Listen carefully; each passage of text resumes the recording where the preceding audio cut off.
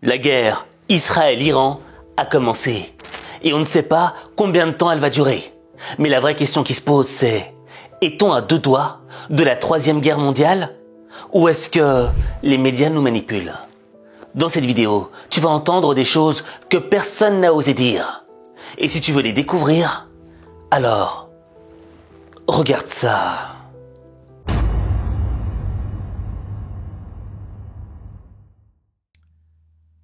Bienvenue à toi dans cette première, en exclusivité, le Talk Actu signé H5 Motivation.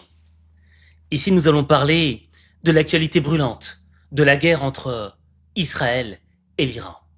Mais avant de commencer cette discussion, je souhaiterais te poser une question.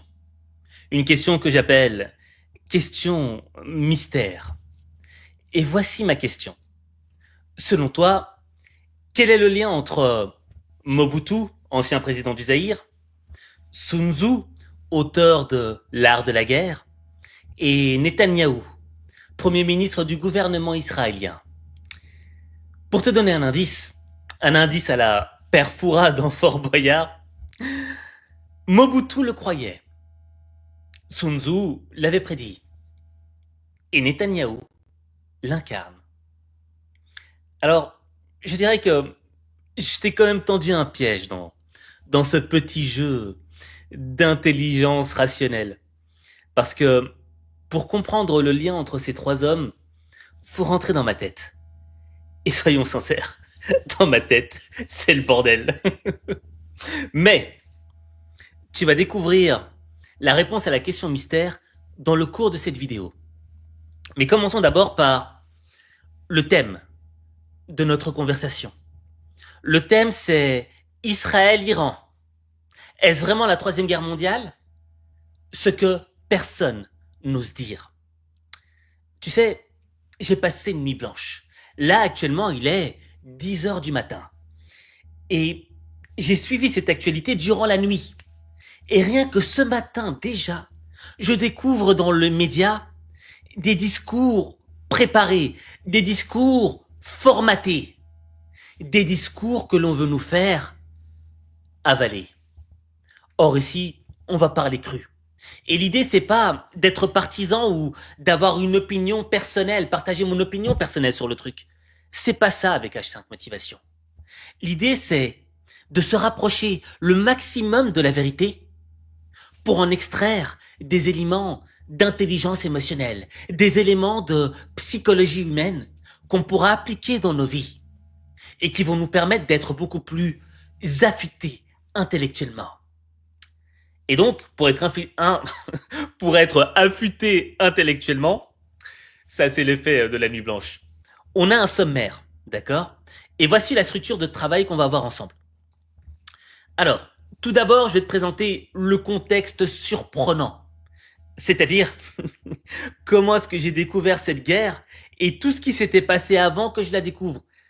C'est une histoire de fou. Ensuite, je vais partager avec toi les 3 secrets qui vont nous permettre de comprendre si on se rapproche vraiment d'une troisième guerre mondiale ou si les médias nous racontent n'importe quoi.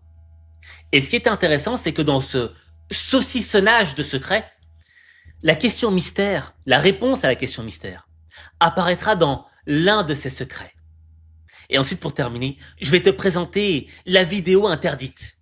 Alors, la vidéo interdite, c'est la vidéo d'un personnage très important dans la hiérarchie du gouvernement américain et qui avait dit quelque chose par rapport à l'hypothèse d'une guerre entre Israël et l'Iran qui aujourd'hui sonne totalement différent. Est-ce que t'es prêt? On y va. Commençons par le contexte. Alors ici, comme tu l'as vu, dans cette diapositive, j'ai partagé avec toi des extraits, des captures d'écran de X, Twitter, des captures d'écran de l'armée iranienne, de comptes qui sont pro-iraniens, ou même, je pense qu'il y en a même un du gouvernement iranien. Et moi, ce qui m'avait marqué dans tous ces petits tweets, c'est que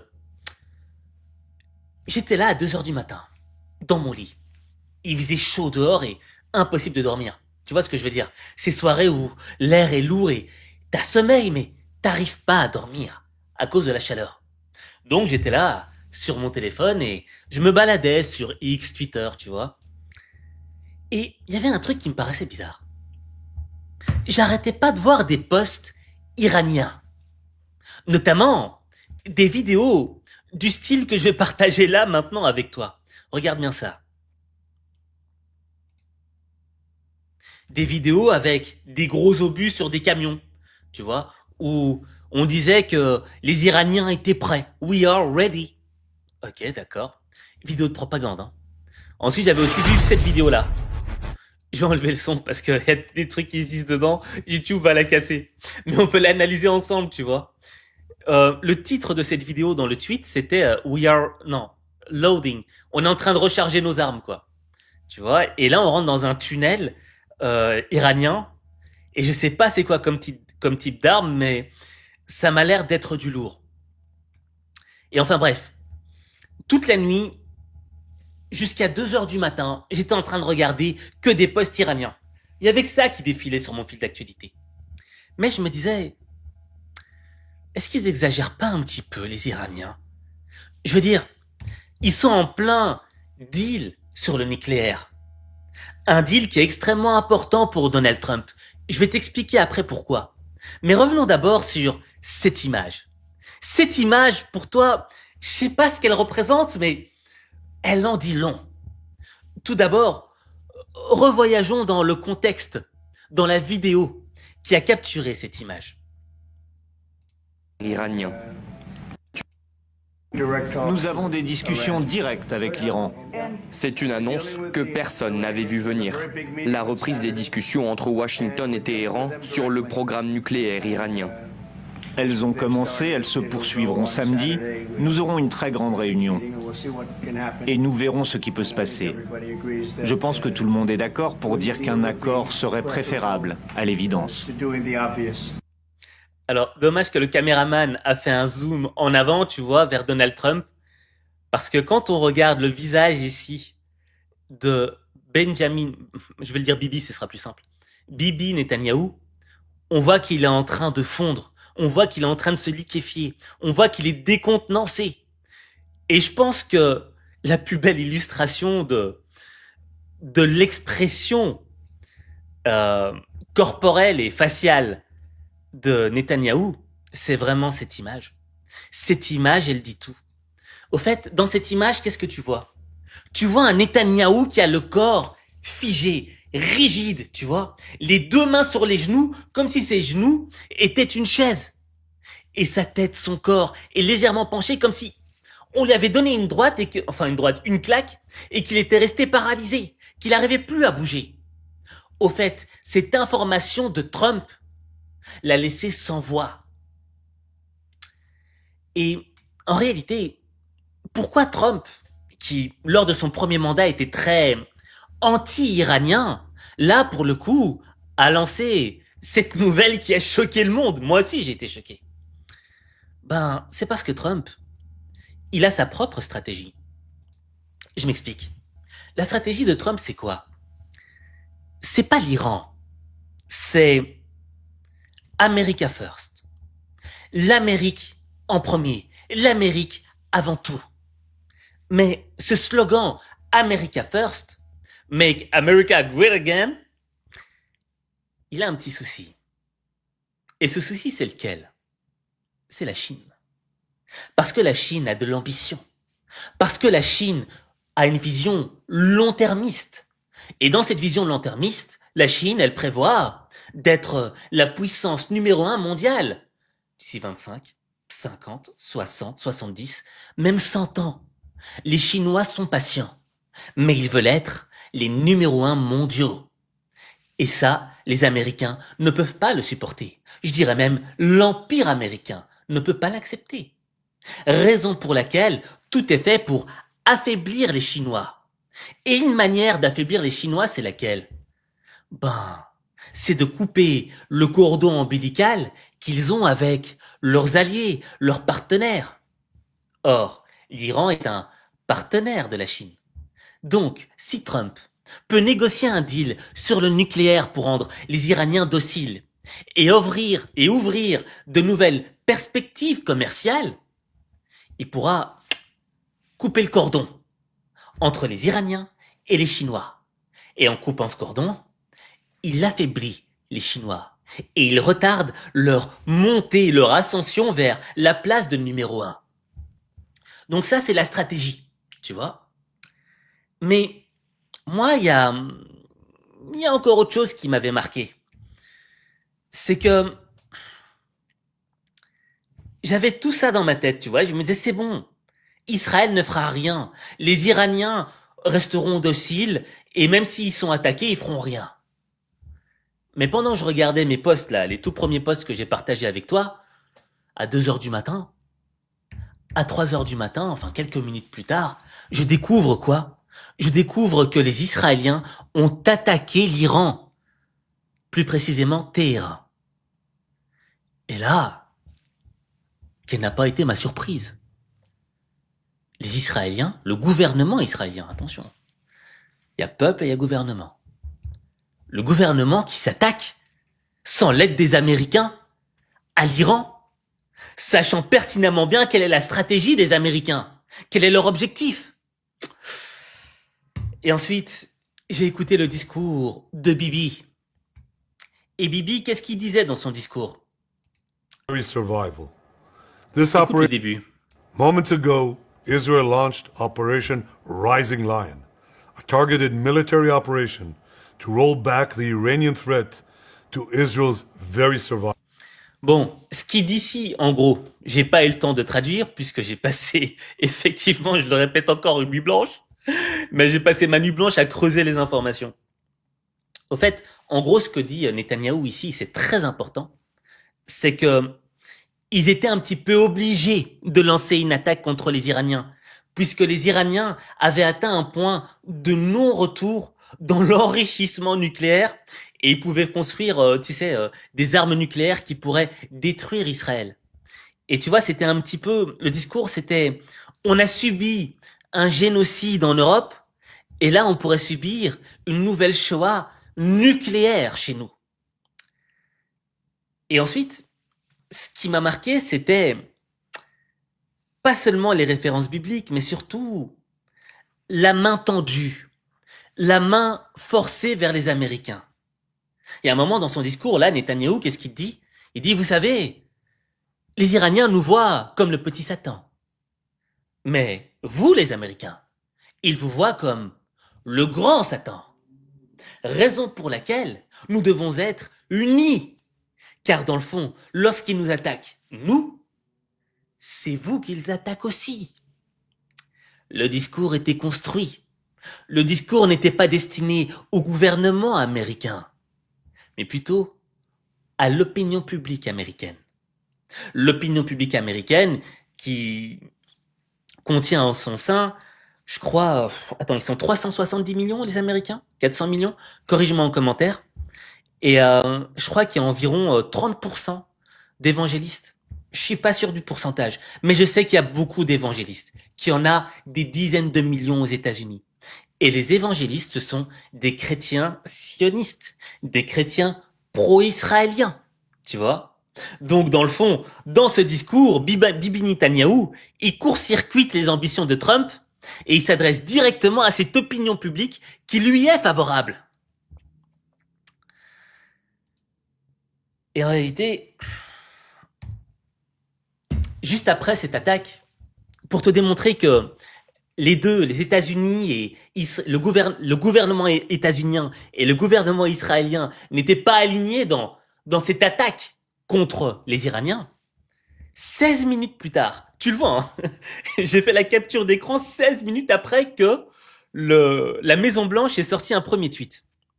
Et voilà ce qu'ils ont dit. Je vais te faire la traduction directe. Tonight, Israel took action. Ok. Cette nuit, Israël a pris une décision unilatérale d'attaque, d'une action contre les Iraniens. We are not involved in this crime. Nous ne sommes pas impliqués dans ces frappes contre l'Iran. Et notre top priorité est de protéger les forces américaines dans la région. Israël nous a prévenus qu'il pensait que cette action était nécessaire. Alors là, je dois retourner en bas. Je vais enlever ma petite tête. Hop là. They believe this action is necessary. Cette action était nécessaire pour leur protection, tu vois, pour leur défense. Et le président Trump et l'administration ont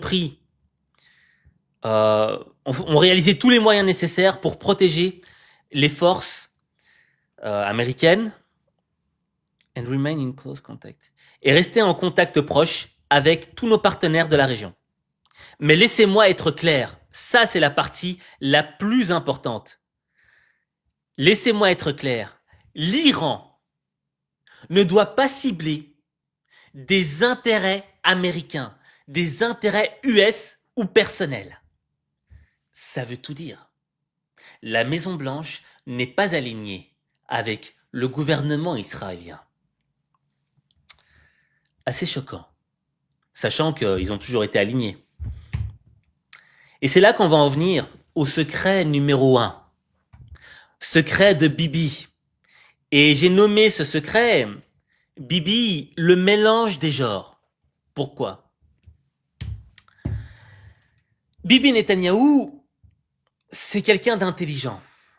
Il faut être sincère, faut le dire. C'est quelqu'un d'extrêmement intelligent, d'extrêmement rusé.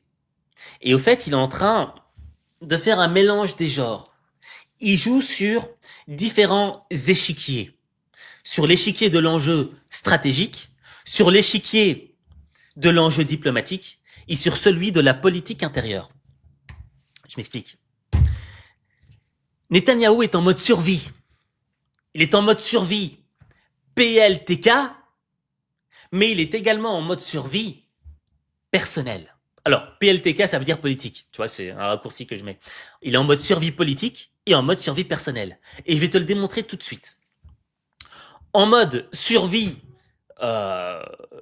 politique, pourquoi? Parce que sa coalition gouvernementale, elle est vraiment instable, elle est fragile. Et tu vois, il repose surtout sur la volonté, la décision de ces partis d'extrême droite. Et là, récemment, tu vois, il a bien transpiré parce que justement, il a réussi à sauver sa peau. Mais de ça. Retiré du programme. En plein cœur de la nuit, le résultat tombe enfin. Les députés israéliens rejettent l'idée d'une dissolution à une très courte majorité. Cela n'a pas été approuvé et ça sera retiré du programme d'aujourd'hui.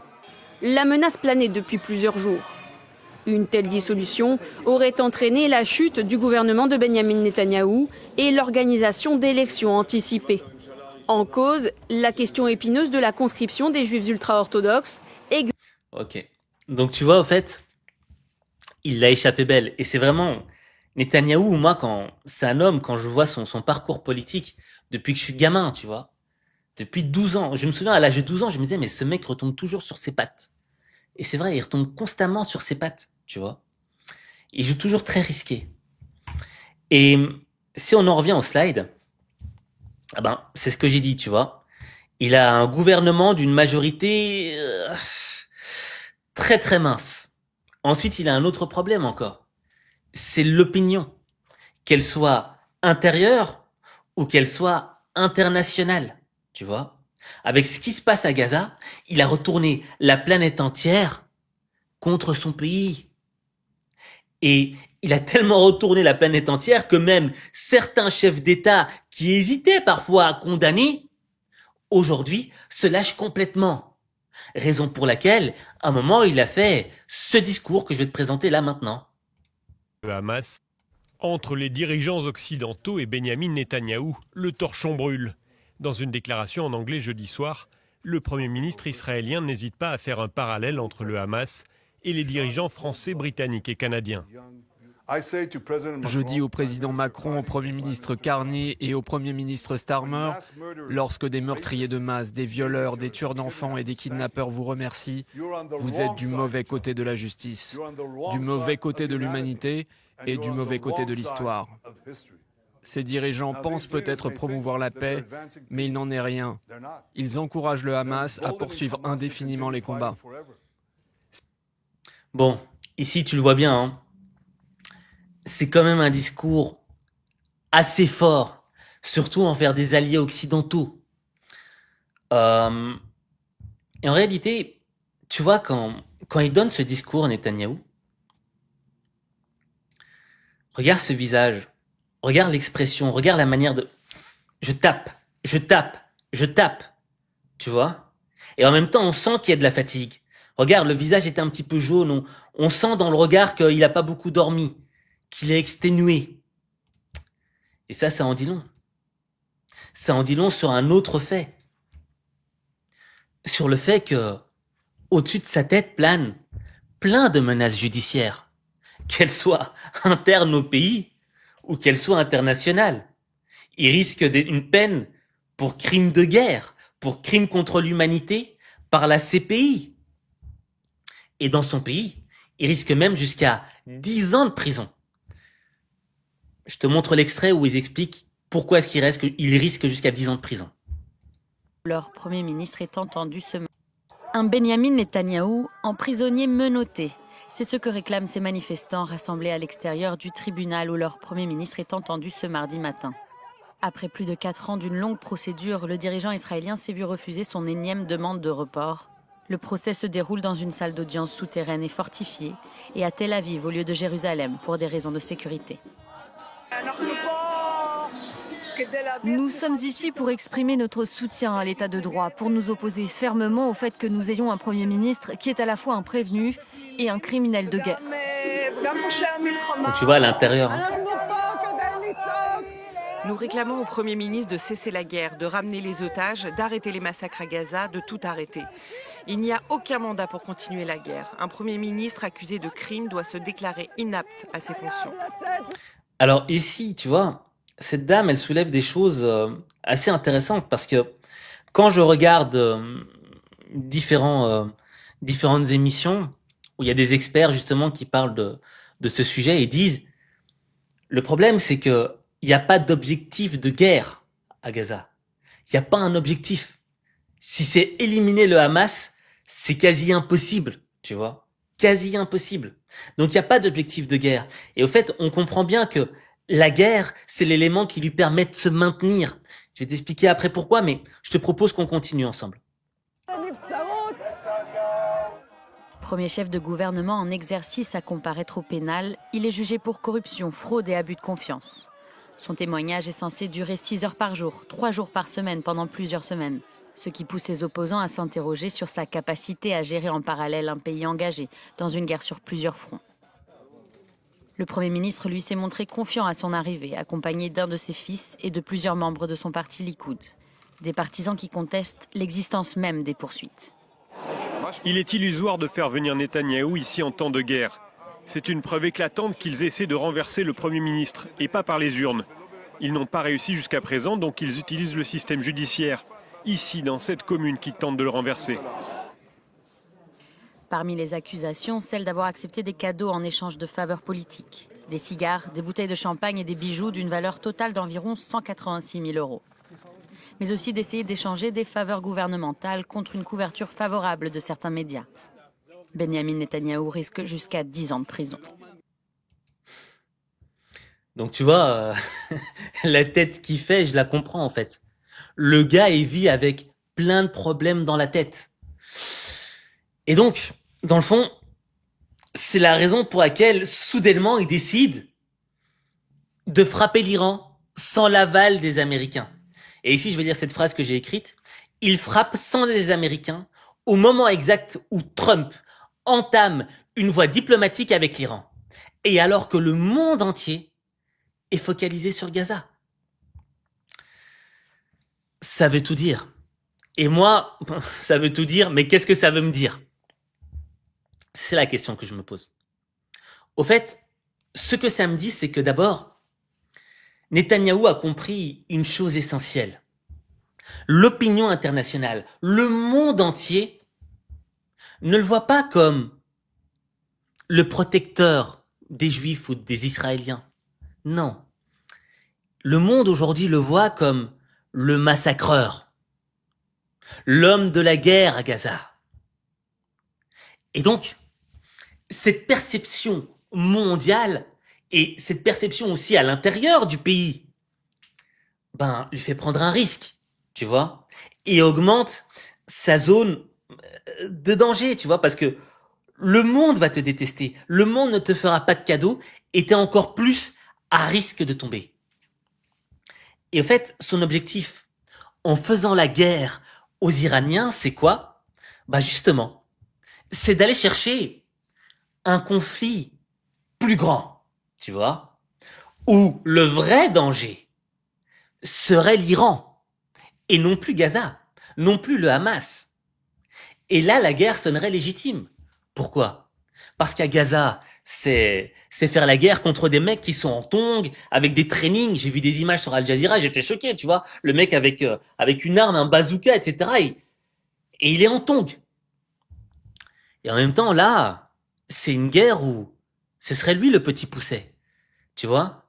Ce serait lui la petite victime face aux géants iraniens. L'Iran, c'est combien de population? Très bonne question. Je regarde en direct, je pense que c'est 80 millions, mais je suis pas sûr. Population Iran. Je le fais en direct.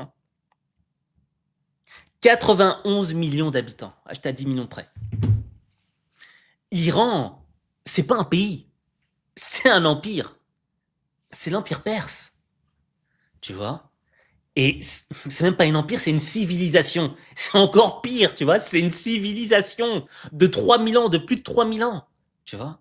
Donc, ça pèse lourd. Malgré qu'il y ait des sanctions économiques, on le voit bien d'un point de vue scientifique, ils sont hyper développés, d'un point de vue intellectuel. Je veux dire, pour faire des armes nucléaires, tu vois, pour avoir la capacité de même construire des centrales nucléaires, il faut en avoir là-dedans. Et enfin bref, en détournant le regard des gens, non plus vers Gaza, mais vers l'Iran, le grand méchant, eh bien là, il reprend le contrôle du narratif. C'est lui qui redessine l'histoire, si je peux m'exprimer ainsi. Et là, il peut se faire passer pour la victime. Mais regardez, ce sont une menace. Ils pourraient nous attaquer. Nous n'avons plus le choix. C'est notre survie qui est en jeu. Et en réalité, c'est une stratégie que je dirais assez risquée. Pourquoi? Parce qu'elle est très personnelle. Je dirais même très personnalisée. Netanyahou, il est coincé dans un coin. Et c'est l'une des dernières cartes qui lui reste à jouer pour s'en sortir. Parce que si la guerre s'arrête, si le gouvernement chute, il risque la prison. Et je pense qu'il a environ, 74 ans, 75 ans? Imagine-toi 10 ans de prison. Tu sors de prison à 85 ans. Plus, imagine-toi si la CPI parvient à t'arrêter. Combien d'années de prison tu vas faire en plus? Passer sa vie en prison, dépasser les 60 ans, c'est un véritable enfer. Parce qu'à partir de 60 ans, tu comptes les années qui te restent. Et son idée, c'est quoi? C'est de parier sur la guerre pour survivre politiquement. Et je dirais même survivre personnellement. Il joue sur sa liberté personnelle. Et en même temps, ça nous met en danger. Toi et moi aussi. Je t'expliquerai après pourquoi. Bref, c'est une décision à double tranchant. Et cette décision à double tranchant nous amène vers le secret numéro 2. Et je ne sais pas si tu parviendras à reconnaître cette dame. Cette dame s'appelle Margaret Thatcher.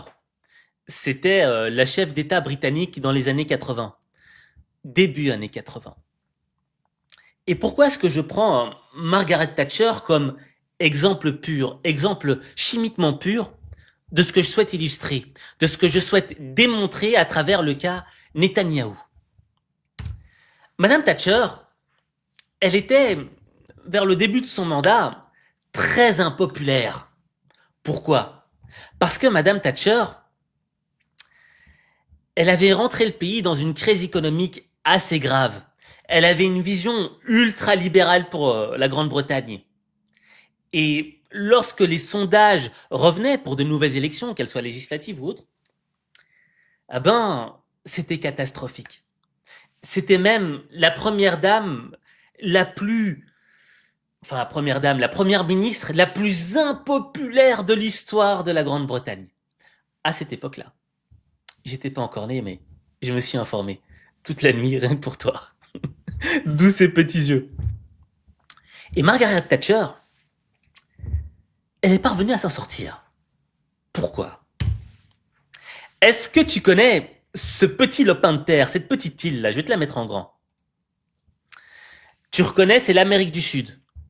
Et d'un côté, on a l'Argentine, le Chili, tu vois. Mais de l'autre côté, là, dans le petit carré rouge, on a des îles.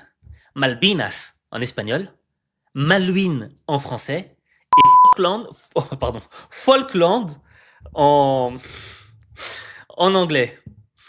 Mon anglais, c'est pas trop ça. Et en réalité, tu vois, les Argentins, enfin, le gouvernement argentin était à peu près dans le même cas que Netanyahou, tu vois. Ils avaient besoin de un petit peu remobiliser les gens dans leur pays. Tu sais, pour les souder, quoi. Il y a une guerre, on est attaqué, donc on doit être ensemble, on doit être soudés. Et ils s'étaient dit, vous savez quoi? On va reprendre l'île des Malouines, qui est occupée par les Britanniques. Et c'est vrai que c'est compréhensible, tu vois. Je veux dire, l'île, elle est juste à côté de chez eux. Tandis que les Britanniques, ils sont à 13 000 kilomètres, tu vois. Et donc, ils ont décidé d'envoyer leur armée et de reprendre l'île. Mais la réponse de Margaret Thatcher fut fulgurante. Tout d'abord, elle a lancé une riposte militaire massive. Une task force navale à 13 000 kilomètres. Une task force navale, c'est extrêmement compliqué à mettre en place. Et ça coûte cher, ça coûte de l'argent. Mais pourtant, elle l'a fait. Pour une île qui était à 13 000 kilomètres. Et ensuite, au fait, elle a pris une opportunité. Elle a transformé cette crise en un moment de fierté nationale. En fait, je m'explique. Tu vois, cette guerre aux Malouines, elle représentait pas vraiment... Allez, il n'y avait pas besoin d'envoyer l'armée, tu vois. Il était possible d'avoir des pourparlers de paix et de trouver une solution à l'amiable. Tout était sur la table. Mais elle a refusé. Elle a refusé parce que elle a vu une opportunité. Une opportunité de redorer son blason. Une opportunité de réunir tout le peuple britannique derrière elle, derrière une cause qui est juste. Mais écoutez, peuple britannique, nous sommes attaqués de notre chair. Nous, l'Empire britannique. Et les Argentins qui viennent comme ça? Non, on peut pas les laisser faire. On va leur montrer qui on est. On va les écraser. Et effectivement, les Argentins n'ont pas fait long feu, tu vois. Et justement, après la guerre, la victoire a été ultra rapide. Et Thatcher, elle est devenue une héroïne nationale, tu vois. Pourquoi? Parce que elle a gagné la guerre aux Malouines. Elle a redoré le blason britannique. Elle a défendu le pays. Et sa popularité, c'est ça le truc de fou. Sa popularité a explosé de 25% à plus de 55%. Tu t'imagines? D'intention de vote. Et dans le fond, elle a remporté haut la main les élections législatives. Est-ce que tu vois le truc venir ou pas? En réalité, elle aurait pu faire le truc, ok, on signe un accord de paix, vous pouvez rester dans cette zone-là, etc. Non. Elle en a fait un truc national. Pourquoi? Parce que lorsque tu rentres dans la guerre, il y a une loi métaphysique, de psychologie humaine qui se met en place. Le peuple devient docile. Le peuple se range derrière toi. Il y a de moins en moins de divisions politiques. Et quand c'est toi qui es à la tête de l'État, tu es vu comme l'homme ou la femme providentiel. On a besoin de toi. Tu es notre leader. On te suivra. Les dissensions politiques, on les laissera pour plus tard, pour après la guerre. Là, pour l'instant, on a besoin d'être unis avec toi, parce qu'on est tous derrière cette cause nationale qui nous unit. Et dans le fond, là, c'est un exemple chimiquement pur de ce que Bibi Netanyahou est en train de faire, ou plutôt est en train d'essayer de faire. Parce qu'entre les deux, effectivement, il y a une différence. Et cette différence, on va la voir dans le secret numéro 3. Alors, les yeux qu'il a à la Bibi Netanyahou, j'ai les mêmes. Je me reconnais dans les yeux, les poches et tout, je suis épuisé. Mais on va le faire et on va y arriver. D'accord? Énergie, énergie.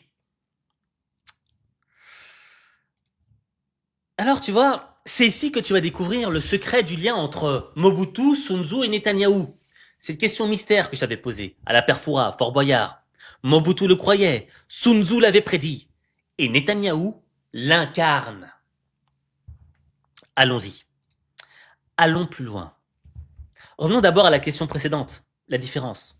Quelle est la différence entre Thatcher et Netanyahou, alors qu'ils ont pourtant utilisé la même méthode avec le même objectif derrière, tu vois? Eh bien, il y a une différence essentielle entre les deux.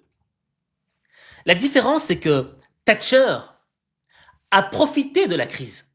En effet, ce sont les Argentins qui ont commis l'erreur. Ce sont les Argentins qui ont créé l'opportunité pour Thatcher. Et donc Thatcher, elle est maligne, elle est intelligente. Elle l'a saisie.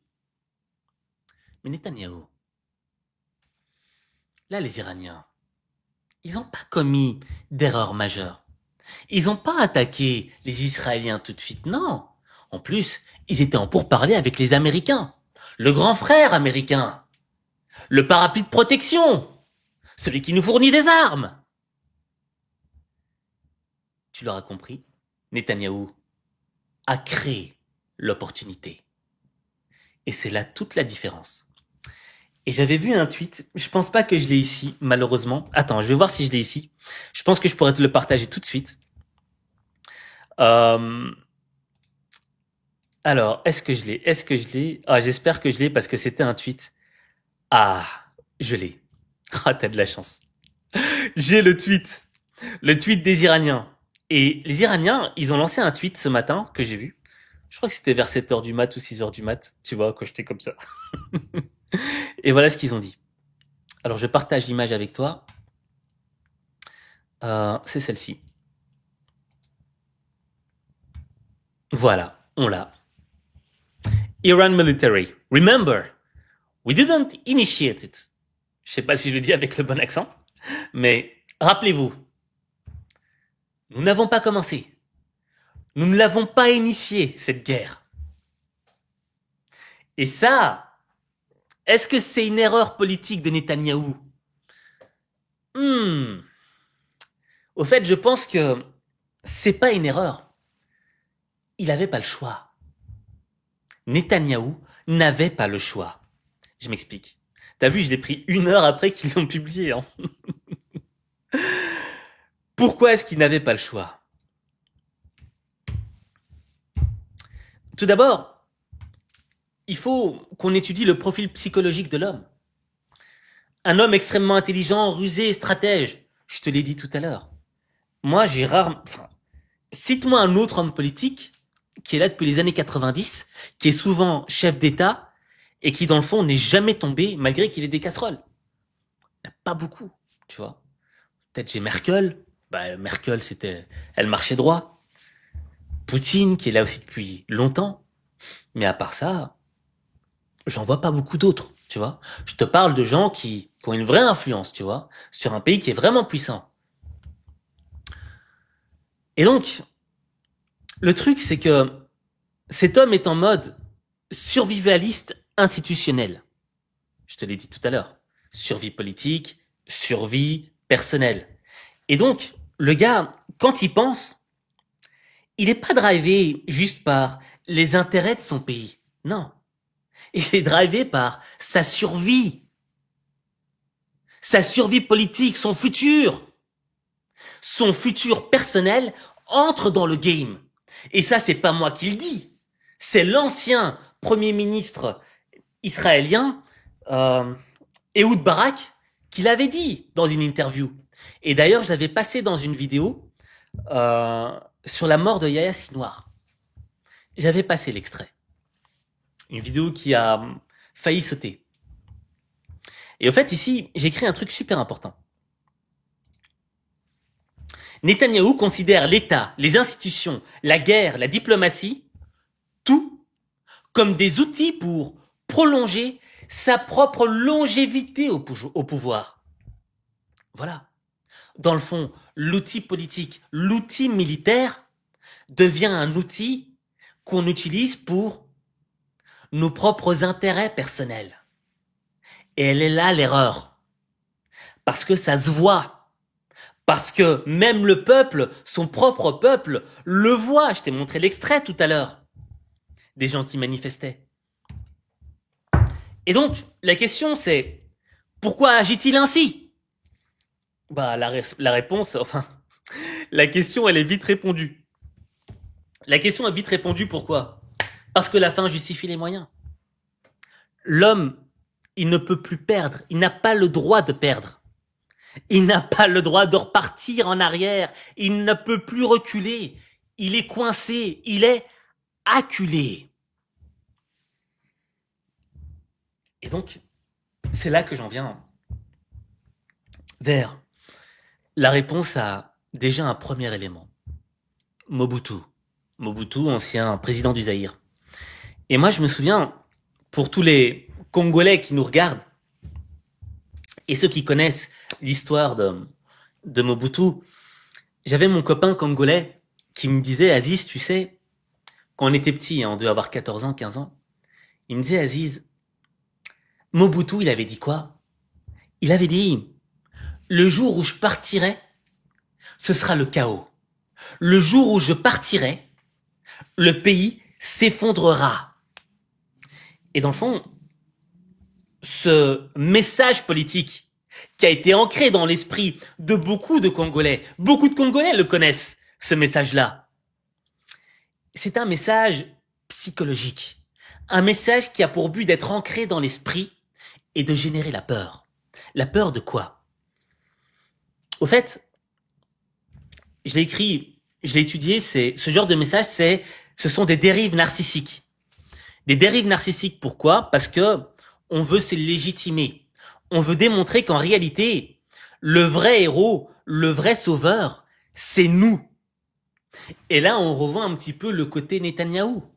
Netanyahou, au fait, et là, je peux pas le confirmer à 100%, mais d'après certaines de mes recherches, mais je suis pas sûr des sources, donc corrigez-moi en commentaire s'il le faut, il y a aucun souci.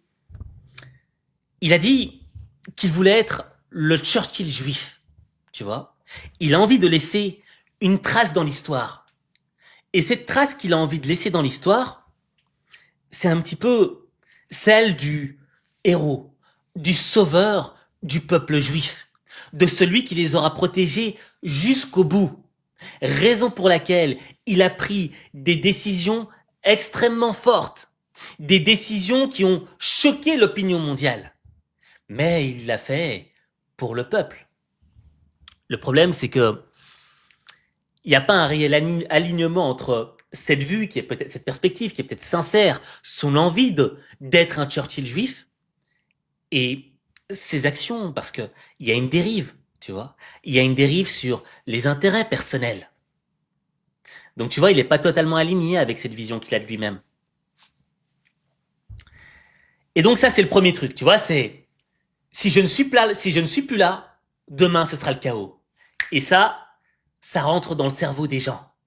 Raison pour laquelle les gens ne veulent pas que tu tombes. Tu vois? Une dérive narcissique, mais qui débouche en réalité sur une stratégie de légitimation personnelle. Vous avez besoin de moi. Sans moi, basta. Bref, on a compris ce sujet-là. Et ensuite, on en vient à Sun Tzu. Alors Sun Tzu, c'est simple, j'ai pas rajouté de mots. J'aimerais vraiment que tu regardes ces images à fond, tu vois. Et si tu as lu Sun Tzu, je pense que tu sais de quoi je parle, l'art de la guerre. Si tu ne l'as pas lu, je pense même que tu pourrais comprendre ce qu'exprime ce message, enfin ces images. Ces images expriment une règle dans le livre de Sun Tzu.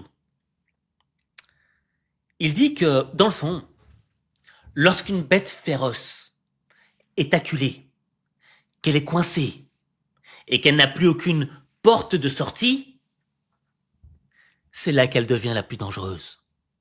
C'est là qu'elle fait le plus de dégâts. Pourquoi? Parce qu'elle va se battre avec l'énergie du désespoir.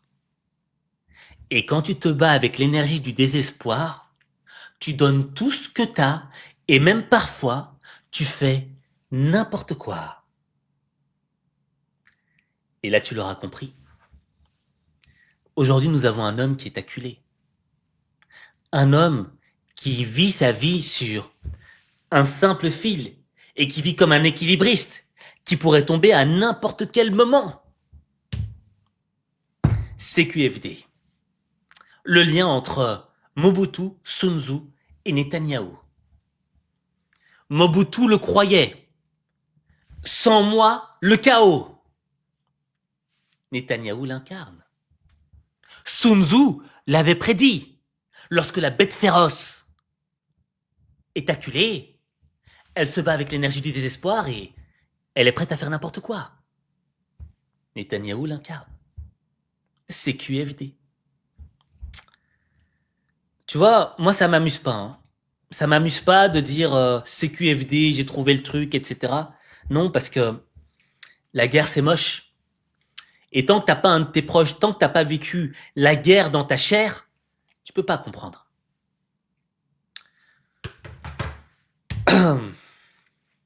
Ah, la vidéo interdite. La vidéo interdite. Vous reconnaissez l'homme? L'homme qu'on avait vu clasher notre ami Zelensky, tu vois, qui lui avait dit « Oh, tu dois nous dire merci. Faudrait nous dire merci quand même, hein. Et faudrait venir bien habillé aussi, tu vois. » Moi, sur ce coup-là, je suis bien, tu vois. Si je vais à la Maison Blanche, je me ferai pas gronder dessus. Mais J.D. Vance, je le connais pas. Tu vois, il est intelligent, il y a une forme de charisme, mais le nom se retient pas facilement. J.D. Vance, corrigez-moi en commentaire, s'il vous plaît. D'ailleurs, je ne sais pas, ça fait combien de temps que je suis là avec vous. La prochaine fois, pour information, je le ferai en live. Je le ferai directement en live sur YouTube. D'accord? Donc, soyez préparés. Aujourd'hui, c'était plus un test, une actualité chaude, et j'ai envie de la fournir avec le meilleur que je peux. Alors, je vais vous partager cette vidéo, ce fichier vidéo où J.D. Vance partage sa vision. Likely and the most dangerous scenario is Iran and Israel right now. So obviously the Israelis are on high alert. Alors, je recommence, je vous la remets du début pour que vous voyez. C'est sous-titré en bas, mais je vous répéterai en français pour ceux qui ont du mal à lire ce qu'il a dit. Likely and the most dangerous scenario is Iran and Israel right now. So obviously the Israelis are on high alert. They just had this terrorist attack. They're dealing with Hamas. You know, what if in North Israel, a bunch of Iranian-backed militias start killing thousands of Israeli civilians? Okay, so the Israelis invade, do the Iranians counterattack, and now you have Israel, Iran in a regional conflict. The Turks probably have to get involved. The Saudi Arabians probably have to get involved. And then that is the sort of thing that could balloon into World War III. And then the final thing, man, is... Donc, tu vois, c'est incroyable. Je sais pas quand est-ce qu'il avait fait cette vidéo-là. Mais dans le fond, là, ce qu'il explique, c'est vraiment le scénario qui est en train de se produire là maintenant. Bon, lui, il a dit, imaginez-vous que les Iraniens envoient un de leurs groupes qui vont attaquer et tuer des milliers de civils israéliens et que les Israéliens décident de partir envahir les Iraniens et que les Iraniens décident de contre-attaquer et que là, on arrive sur une explosion régionale où, par exemple, la Turquie ou l'Arabie Saoudite pourrait s'impliquer dans cette guerre. Bien là, on pourrait se diriger tout droit vers une troisième guerre mondiale. Je sais pas quand est-ce que J.D. Vance a fait cette vidéo-là, mais ça m'a choqué. Ça m'a choqué. Et dans le fond, tu vois, ça c'est la vision J.D. Vance. D'accord? Mais pourquoi j'estime que c'est dangereux pour toi, pour moi, pour le monde entier? Ma vision, c'est que Netanyahou, c'est une bête acculée dans un coin. Mais qui frappe non pas pour gagner, mais pour éviter de mourir. Je pense que cette phrase résume toutes ces minutes de vidéo qu'on a fait ensemble, au fait. C'est purement ça. Au fait, il ne se bat pas pour gagner, il se bat pour ne pas mourir. Et donc il se bat avec cette énergie du désespoir. Et en réalité, la guerre, selon moi, la guerre, c'est un élément, en tout cas cette guerre-là, c'est un élément qui ne sert personne dans le fond. Tu vois, j'ai envie d'avoir un petit discours un peu plus solennel. Donc on va se mettre ce son que tu aimes, hein, que tu connais.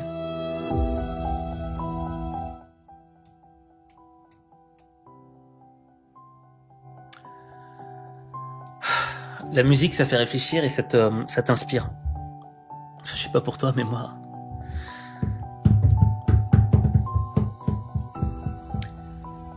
Cette guerre ne servira personne. Et toutes ces guerres ne servent personne. Pour une raison simple. Moi, il y a une citation qui m'a suivi toute ma vie. Celle de Saladin. Et Saladin, dans sa citation, il disait: méfie-toi du sang qui coule sur l'épée. Car le sang qui coule sur l'épée ne dort jamais. Si tu tues un des miens, si j'ai l'esprit à la Mandela, je vais pardonner. Mais si j'ai un amour profond pour les gens que t'as voulu me prendre, il y aura un ressentiment. Il y aura un besoin de vengeance pour soulager cette douleur qui m'habite là à l'intérieur. Qu'est-ce que je vais faire? Qu'est-ce que toi tu ferais? Honnêtement, ce serait une douleur difficile à gérer. Parce que c'est une douleur qui te rappelle les bons souvenirs que tu as vécus avec les proches que tu avais, mais qui te rappelle en même temps une vérité douloureuse. Tu ne pourras plus jamais revivre ces moments. C'est terminé. C'est fini. Raison pour laquelle la guerre ne sert personne. Et dans le fond, moi parfois ce que je me dis c'est que si c'est pour tes intérêts personnels que tu fais la guerre, si t'as peur d'aller en prison, que tous les chefs d'État se réunissent et qu'ils trouvent une solution pour t'amnistier, mais qu'on arrête les tueries, qu'on arrête les morts. Tout simplement. Parce que tous ces morts ne servent personne. Au fait, la guerre, elle empire tout pour tout le monde. Elle rend les choses plus difficiles pour tout le monde. Et tu vois, à travers tout ce qu'on a appris aujourd'hui, à travers ce voyage, à travers la géopolitique, l'analyse de la psychologie humaine, de l'intelligence émotionnelle, de la manière de manipuler les peuples, on y a appris quelque chose d'essentiel. Il y a des guerres qui en valent le coup. Et il y en a d'autres qui n'en valent pas le coup. Une guerre pour des intérêts personnels. Une guerre pour des gens qui savent pertinemment bien que les hommes, les femmes qu'ils vont envoyer sur le terrain de guerre risquent leur vie un petit peu pour leurs propres intérêts personnels. C'est pas une guerre qui en vaut le coup. Il y a d'autres guerres qui en valent le coup. Une guerre pour nos valeurs, pour la fierté des nôtres, pour la justice. Une guerre où, certes, t'es plus faible. T'as moins de moyens. Mais t'as une flamme. Une flamme qui naît lorsqu'elle voit l'injustice et qui te dit « Je veux éteindre cette injustice ». Donc tu vois, moi, ce que je comprends à travers ça, la leçon que j'ai envie de prendre à travers ça, c'est que oui, je suis quelqu'un de naïf, tu vois. Je suis quelqu'un de naïf, je suis quelqu'un qui aimerait dire « Arrêtons toutes les guerres dans le monde ». Je pense que même toi, t'as envie de ça. Et le problème, c'est que tu vois, il y a des gens qui ont des intérêts personnels, qui font que ils veulent qu'on aille à la guerre. Mais ça doit tourner ici, ça doit résonner. Et certes, peut-être qu'on n'a pas le pouvoir d'arrêter certaines guerres, tu vois. Ça se joue à des niveaux de chef d'État. Mais ce que je pense, c'est que on mène tous dans nos vies une guerre personnelle. Et parfois, il y a des guerres d'ego. Des guerres pour un petit intérêt personnel qui peuvent nous mener à notre perte. Et l'idée au fait, c'est quoi? C'est que dans ta vie,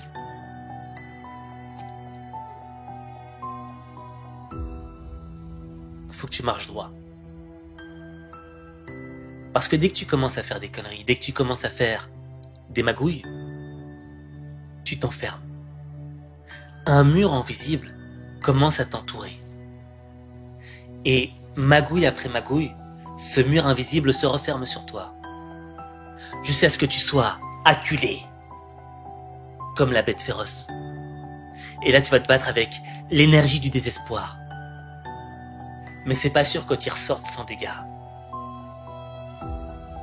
Et là, je pense qu'on a un exemple chimiquement pur de quelqu'un qui a vu ce mur invisible se refermer sur lui et l'acculer et partir dans des choses qui peuvent aller très loin et nous affecter, toi et moi, dans une 3e guerre mondiale. Et quand tu comprendras cela, tu transformeras ta vie. Mais ta vie, il n'y a que toi qui peux la transformer.